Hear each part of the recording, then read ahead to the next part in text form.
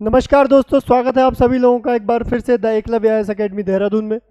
मेरा नाम है अंशुल त्रिपाठी और आप सभी लोगों का द एकलव्य आईएएस एकेडमी के इस यूट्यूब चैनल पर हार्दिक स्वागत करता हूं। इस उम्मीद के साथ कि आप सभी लोग बहुत अच्छे होंगे, मन लगा के अपनी पढ़ाई को कर रहे होंगे और अपने स्वास्थ्य का बहुत अच्छे से ध्यान रखे हुए होंगे। जैसा कि आप सभी लोग जानते हैं कि हम इन वीडियोज़ के माध्यम से अलग अलग कारणों से मिलते हैं। आजकल जिन कारणों से हम मिल रहे हैं वो है आप लोगों के स्टेट में प्रिंसिपल पोस्ट के लिए नई वैकेंसीज आई हैं। ये कोई नई बात नहीं है, पिछले साल भी सेम वैकेंसीज आई थी, लेकिन कुछ असहमति, कुछ रोष के कारण वो एग्ज़ाम कंडक्ट हो नहीं पाया। लेकिन इतने विरोध के बावजूद भी अभी भी आयोग ने इसका नोटिफिकेशन जारी किया है। इसका साफ साफ मतलब ये लगाया जा सकता है कि आयोग कंप्लीटली मूड में है इस एग्ज़ाम को कराने की। ठीक, पिछली बार जब ये एग्ज़ाम इस सितंबर के महीने में ही कंडक्ट किया जाना था, तो पिछली बार लगभग इसमें लेक्चरर वाले जो एलिजिबल कैंडिडेट्स थे वो लगभग 30,000 के आसपास का कंपटीशन था, 600 प्लस आपके पास पोस्ट थी। अब इस बार क्योंकि एलटी वालों के लिए भी अलाउड कर दिया गया है, तो लगभग ये कंपटीशन बढ़ के 8 से 10,000 के बीच में पहुंच जाएगा। ठीक है, लेकिन पोस्ट कम नहीं है, पोस्ट काफ़ी है, 600 प्लस आपके पास पोस्ट है। अगर आप तैयारी करना चाहते हैं, अगर आप सीरियसली तैयारी करना चाहते हैं तो कम पोस्ट नहीं है, आप आराम से कर सकते हैं। ठीक, और अगर आप तैयारी अपनी अच्छे से करना चाहते हैं तो द एकलव्य आईएएस एकेडमी में बैचेस शुरू हो रहे हैं 22 सितंबर 2025 से। ठीक, आप लोगों के पास 2 पेपर होते हैं, एक में जीएस वाला पोर्शन होगा आपका, जीएस प्लस रीजनिंग वाला पार्ट, और दूसरे में आपका subject child psychology child CDP होगा। ठीक है, वो कंप्लीट आपको सिलेबस पढ़ाया जाएगा। ठीक, अच्छा, और जीएस वाले पोर्शन को डिस्कस करने के लिए हम यहाँ पर हमेशा अवेलेबल रहते हैं आप लोगों के साथ। इन वीडियोस के माध्यम से हम अलग अलग टॉपिक्स को डिस्कस करते हैं। ठीक, पिछली कुछ वीडियोस में हम लगातार इतिहास के कुछ पहलुओं पर चर्चा कर रहे हैं जो एग्जाम में काफ़ी बने हुए रहते हैं। ठीक, आज भी हम एक ऐसा पहलू लेके आए हैं आप लोगों के लिए जो जनरली कोई पढ़ाता नहीं है।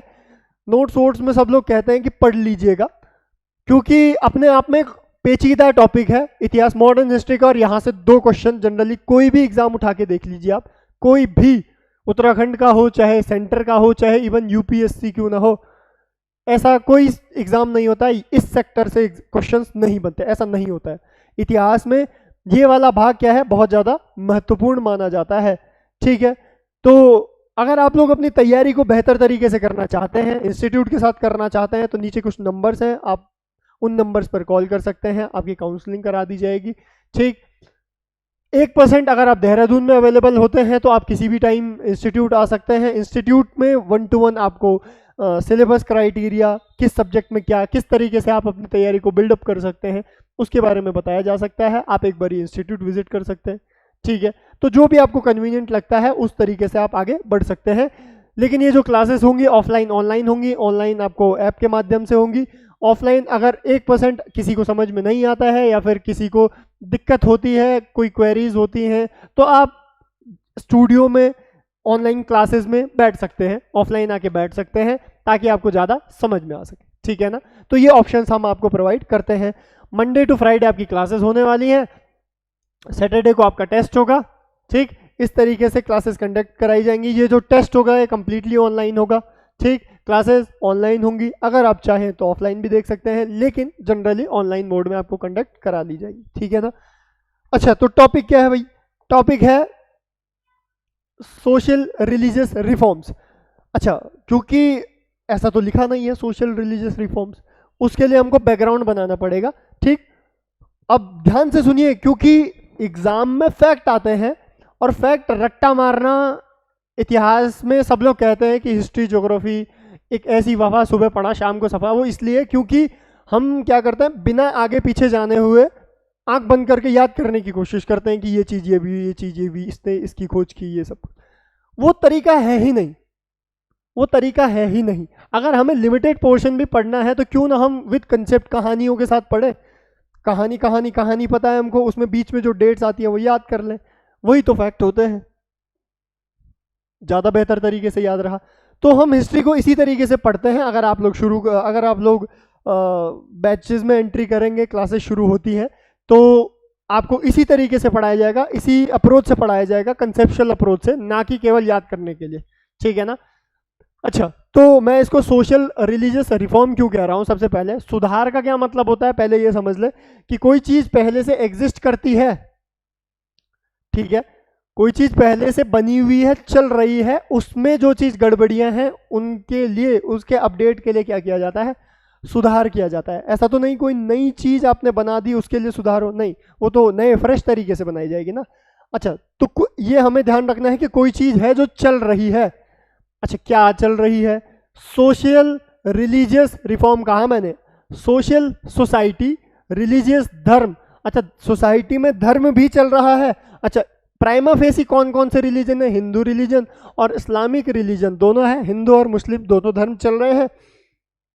तो इसका क्या मतलब होगा कि ये जो सोशल रिलीजियस मूवमेंट है, रिलीजियस मूवमेंट तो दोनों में होंगे, मतलब हिंदुज्म में भी होगा और इस्लाम में भी होगा। ये बात क्लियर है? अच्छा, सोशल मतलब सामाजिक कुछ चीजें हैं जो अच्छी नहीं है, वो धर्म से भी जुड़ी हुई हो सकती हैं, वो किसी इंडिविजुअल सेक्टर से जुड़ी हुई हो सकती है, पर वो अच्छी नहीं है, इसीलिए तो रिफॉर्म किया गया, इसीलिए तो इस रिफॉर्म की भूमिका बांधी गई, ठीक है। अच्छा, अब ध्यान से समझना है हमको, बात हो रही है 19वीं सेंचुरी की, 19वीं शताब्दी की, ठीक है। 18वीं सदी में यूरोपियंस आ चुके हैं, यूरोपियंस यहाँ पर बैठ चुके हैं, ब्रिटिश ईस्ट इंडिया कंपनी ने अपना अपना आधिपत्य जमा लिया है, ठीक है। 18वीं सेंचुरी में, कब? After the battle of Buxar 1764। अब इसके बाद बैठ गई है कौन? ब्रिटिश ईस्ट इंडिया कंपनी यहाँ पर अब रूल कर रही है। अब उसके बाद ध्यान रखिएगा, 18वीं सदी जानी जाती है, यूरोपियंस भारत में आए और किस तरीके से यहाँ पर बैठे।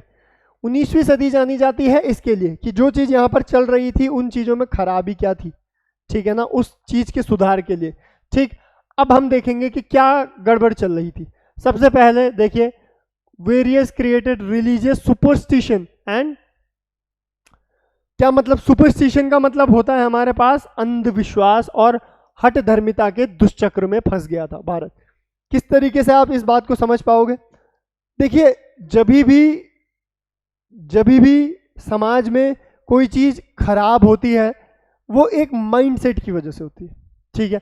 आपने प्राचीन भारत के इतिहास में देखा कि हिंदू धर्म में बहुत सारी कुरीतियां आ गई कि भैया हाथ जोड़ के कुछ नहीं होगा, आपने जब तक 2 या 4 पशुओं की बलि नहीं दी तब तक तो भगवान मानेंगे ही नहीं।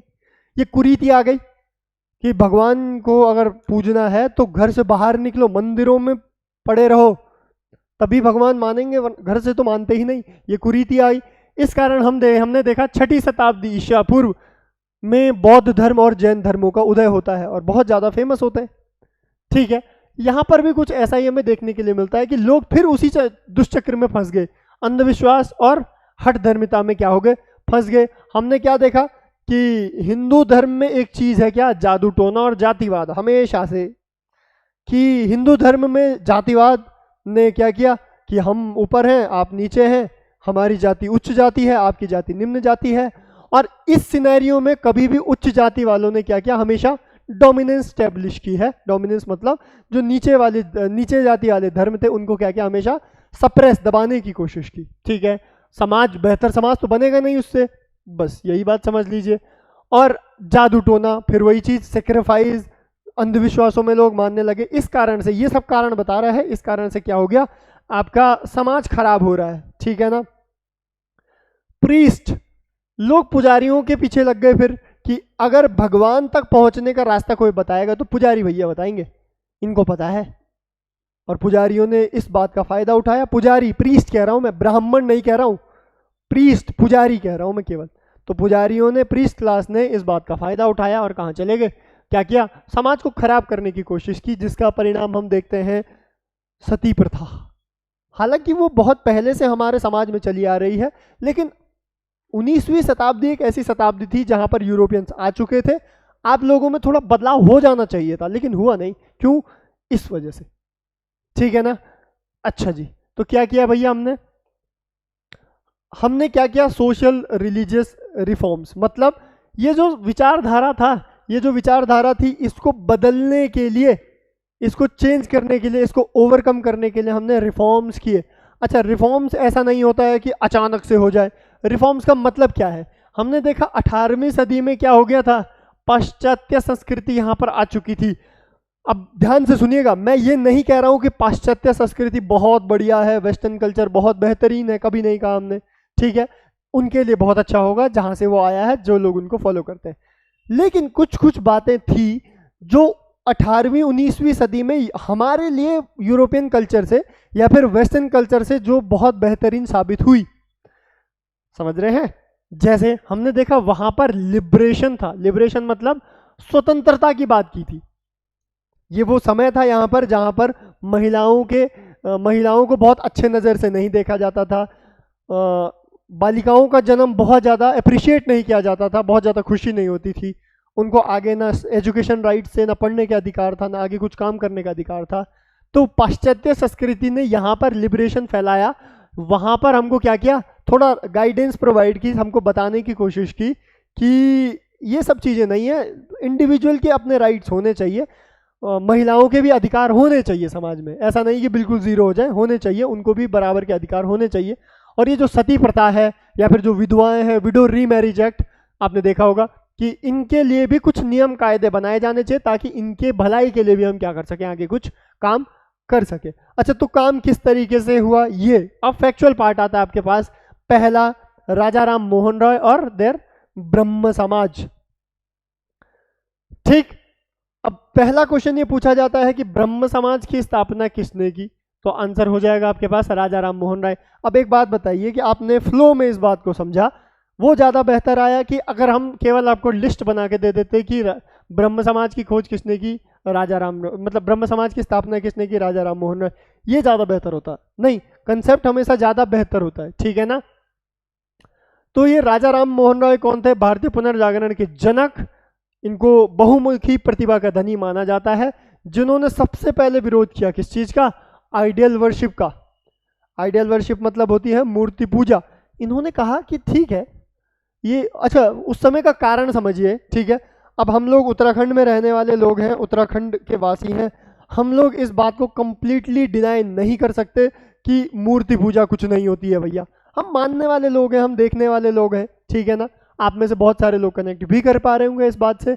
लेकिन उस समय की स्थिति में जाके सोचिए कि जहां पर लोग मूर्ति पूजा को मान कम रहे हैं, आडंबर ज्यादा कर रहे हैं। आज की डेट में भी देखो, आप गणेश चतुर्थी देखते हैं कि उसी मूर्ति को लेके आते हैं, 11-12 दिन बाद फेंक देते हैं उसी को, 10-12 दिन पूजा करते हैं, उसके बाद फेंक देते हैं। अच्छा, आप लोग कहोगे कि सर विसर्जित करते हैं, तो अपने आप से पूछिए विसर्जित करते हैं क्या? फेंक देते हैं, ठीक है ना, ठीक है। बस तो इसी वाली आइडियल वर्शिप का क्या किया इन्होंने, राजा राम मोहन राय ने विरोध किया कि तुम क्या मान रहे हो, मतलब क्या कंसेप्ट है ये आइडियल, इस मूर्ति के पीछे क्या कंसेप्ट है। जब तुम्हें पता है कि पिछले समय में एक ईश्वरवाद बताया गया कि एक ईश्वर एक है, ठीक है, और ईश्वर का कोई स्ट्रक्चर है ही नहीं, निरंकार है भैया, कोई स्ट्रक्चर नहीं है ईश्वर का, वो हमने विजुअलाइज किया है। हमने विजुअलाइज, ये मैं नहीं कह रहा हूँ, ये राजा राम मोहन राय ने कहा, ठीक है ना। तो आप ऑफेंसिव ना लीजिए कि सर ऐसा ऐसे कह रहे हैं, नहीं भाई, राजा राम मोहन राय ने किया। अब यहाँ पर उत्तराखंड के सिनेरियो में हम चीज़ें बदल के देख सकते हैं क्योंकि हमने सामने बहुत अलग अलग चीज़ें देखी है, ठीक है ना। हाँ, तो बस हमें कुछ चीज़ें पढ़नी है, समझनी है, आज के कंटेक्स्ट में किस तरीके से अलग है, सच क्या है ये नहीं जानना हमको पढ़ लेना है बस, ठीक है ना। तो उन्होंने कहा कि क्यों मान रहे हो भैया, ठीक है, हमें पता है ईश्वर एक है और इसी की वजह से ये जो आप मूर्ति पूजा करते हो, इसी की वजह से ये जो पुजारी क्लास है, प्रीस्ट वर्ग है, उन लोगों के थोड़ा क्या बढ़ गए हैं, भाव बढ़ गए हैं। उन लोगों ने समाज को खराब कर दिया, कुरीतियां फैला दी हैं, कुरीतियां जैसे सती प्रथा, बहुविधा, जाति व्यवस्था, इनकी दुरुपयोग कर रहे हैं। कौन? ये प्रीस्ट, जो उच्च वर्ग वाले लोग हैं, वो इन सब चीज़ों का क्या कर रहे हैं, दुरुपयोग कर रहे हैं। अच्छा, तो ये समझ नहीं आया कि क्यों कहा राजा राम मोहन राय ने, लोगों को समझ में नहीं आया। तो लोगों ने एक क्वेश्चन पूछा कि सर आप ऐसा कह रहे हो तो क्या करें, बताओ, अगर मूर्ति पूजा ना करें तो क्या करें। तो राजा राम मोहन राय जी ने कहा कि भैया आप लोग आइडियल वर्शिप के बजाय क्या कीजिए, ह्यूमैनिटीज, मानवीयता, आत्मीयता के पीछे जाइए ना। कौन सा ऐसा धर्म है जिसमें ह्यूमैनिटी को खराब बताया गया है, इंसानियत को खराब बताया है, जरा बताओ। लोगों ने कहा किसी में नहीं।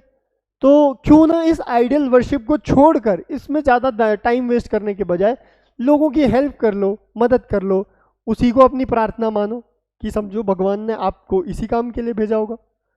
तो ये सब कुछ बताया किसने? राजा राम मोहन राय ने। अच्छा, तो सर इसमें फैक्ट क्या आते हैं? फैक्ट ये आता है, इन्होंने क्या किया? फेथ इन मोनोथिस्ट, मतलब एक ईश्वरवाद की, ईश्वर क्या है? एक है। अच्छा, नेक्स्ट क्वेश्चन आएगा, he wrote gift to monotheist. तो क्वेश्चन सीधा सीधा ये पूछा जाता है कि गिफ्ट टू मोनोथिस्ट किसकी रचना है, किसने लिखा?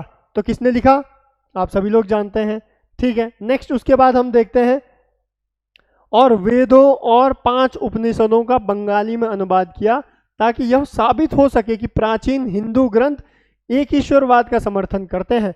तो राजा राम मोहन राय ने कहा, और ट्रांसलेट भी किया, उन्होंने कहा कि ये जो धर्म है इसका इलेबोरेशन ये जो पुजारी हैं इन लोगों ने अपने हिसाब से बता रखा है हमको, ताकि ये जो पुजारी क्लास है उनकी जो स्थिति है वो हमेशा क्या रहे? ऊपर ऊपर बनी रहे। मैं दोबारा कह रहा हूँ, मैं ब्राह्मण नहीं कह रहा हूँ, मैं क्या कह रहा हूँ?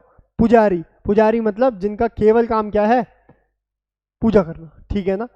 ये हायरार्की मेंटेन रखना कि भैया है हम, ठीक। ब्राह्मण अलग है, ठीक है, वो एक अलग कंसेप्ट है, वो हम प्राचीन भारत के इतिहास में पढ़ते हैं उस बात को, ठीक है ना। अच्छा, इसीलिए कि ये जो कंसेप्ट है गलत बताया गया है, इसलिए इन्होंने क्या किया? बंगाली में ट्रांसलेट किया, लोग ज़्यादा से ज़्यादा जान पाए, ठीक है। उन्होंने न्यू टेस्टामेंट के नैतिक दार्शनिक संदेशों को, जिनकी उन्होंने प्रशंसा की, चमत्कारिक कहानियों से अलग करने की कोशिश की। ध्यान से सुनिए अब। जैसे कि हम जानते हैं सूर्य ग्रहण और चंद्र ग्रहण होते हैं, सब लोग जानते हैं। सूर्य ग्रहण और चंद्र ग्रहण के समय पर हम बहुत सारी चीज़ें बोलते हैं कि खाना नहीं खाना चाहिए, ठीक है ना। जो चीज़ें हैं, पानी, क्योंकि रेडिएशन होता है, साइंटिफिक मेथड्स हैं जिन्होंने ये बात फैक्ट स्टडी को प्रूव किया है, ठीक है। अच्छा, अगर केवल साइंटिफिक बात हम बता दें तो अपने आसपास सोचिए कि कोई मानेगा उस बात को कि भाई ना कुछ नहीं होता है। सब लोग यही बोलते हैं कि अरे कुछ नहीं होता है, क्या होगा सूर्य ग्रहण से, क्या फर्क पड़ता है। साइंटिफिक लॉजिक कोई मानने को तैयार नहीं, ठीक है ना। तो क्या किया लोगों ने कि लोगों को दिक्कत कम हो, लोगों ने उसको क्या कर दिया? धर्म से जोड़ दिया। लोगों ने उसको क्या कर दिया? चमत्कारिक कहानियों से जोड़ दिया कि अगर आपने सूतक के समय पर कुछ खा लिया तो भाई भगवान नाराज हो जाएंगे, कुछ सही नहीं होगा, अच्छा नहीं होगा। लोगों ने कहा कि भगवान से लोग ज़्यादा अट्रैक्ट होते हैं, लोगों ने छोड़ दिया, ठीक है। तो ये जो कंसेप्ट है, फिलॉसफी है, उसको चमत्कारिक कहानियों से जोड़ा गया ताकि लोग क्या कर सकें? इसको ज़्यादा अंडरस्टैंड कर सकें, ठीक है ना। तो बाद में जब लोग फैक्ट हटा के केवल चमत्कारिक कहानियों में मानने लग गए, तब इन्होंने ये बात कही कि अलग अलग करने की जरूरत है भैया, ठीक है। अब नेक्स्ट आ जाएगा संवाद कौमुदी, 1921 में स्थापित की राजा राम मोहन राय द्वारा, 19वीं सदी के पहले भाग में कोलकाता से बंगाली में साप्ताहिक समाचार। अच्छा देखो कितने फैक्ट हैं। संवाद कौमुदी कब? 1921 में। कहाँ से? कोलकाता से। किस में है? बंगाली में। अच्छा, किस प्रकार की है? साप्ताहिक पत्रिका है। ये आपके पास फैक्ट है, ठीक है ना। तो इस तरीके से हम अपनी तैयारी को आगे करते हैं। ये आपका एक सबसे इंपॉर्टेंट पार्ट रहा, किसका? सोशल रिलीजियस मूवमेंट का। ये तो हिंदू धर्म है, आगे आप इस्लाम में भी देखते हैं और सारी चीज़ें देखते हैं, वहाँ भी मूवमेंट्स देखते हैं हम, ठीक है ना। तो इस तरीके से हम अपनी तैयारी को आगे कंटिन्यू करेंगे। अगर आप सभी लोग चाहते हैं तैयारी में जुड़ना, आप सभी लोग चाहते हैं अपनी तैयारी को बेहतर तरीके से करना, तो आप इंस्टीट्यूट के साथ जुड़ सकते हैं। नीचे कुछ नंबर्स चल रहे हैं, आप वहाँ पर आप वहाँ पर उन नंबर्स पर कॉल कर सकते हैं, आपकी इंक्वायरी कर दी जाएगी। अगर आपको समय लगता है तो आप लोग इंस्टीट्यूट आ सकते हैं, वहाँ पर काउंसलिंग कर सकते हैं, वहाँ पर विजिट कर सकते हैं, ताकि इसके बारे में आपको मैक्सिमम नॉलेज हो, आपके संज्ञान में पूरी बात आ जाए, ठीक है। ऑनलाइन ऑफलाइन दोनों तरीके से बैच होंगे। 22 तारीख से, मैं आपको बार बार बता रहा हूँ, 22 सितंबर से बैच शुरू होने वाला है ऑनलाइन मोड में, ठीक है। आप लोग अगर चाहते हैं पहले एक बार काउंसलिंग कर लीजिए, उसके बाद रजिस्ट्रेशन कर लीजिएगा। लिमिटेड सीट्स होंगी ऑनलाइन में। आप सभी लोग जानते हैं कि सीट्स लिमिटेड ही होती हैं, ठीक है। आप एक पोर्टल पर एक लिमिटेड सीट से ज़्यादा बैच चला नहीं सकते एक समय पर, ठीक है ना। तो आप लोगों को जल्दी आओ जल्दी पाओ वाली बात है। जो जल्दी आ जाएगा वो पहले बैच में आ जाएगा, और अगर जो नहीं आ पाया वो फिर बाद में जो बैच बनेंगे उसमें आ जाएगा, ठीक है ना। उस तरीके से तो आप लोग अगर जुड़ना चाहते हैं तो आप लोग इंक्वायरी कर सकते हैं। ऐसे ही हम नेक्स्ट वीडियो में मिलेंगे आपसे, तब तक के लिए जय Hind, thank you so much.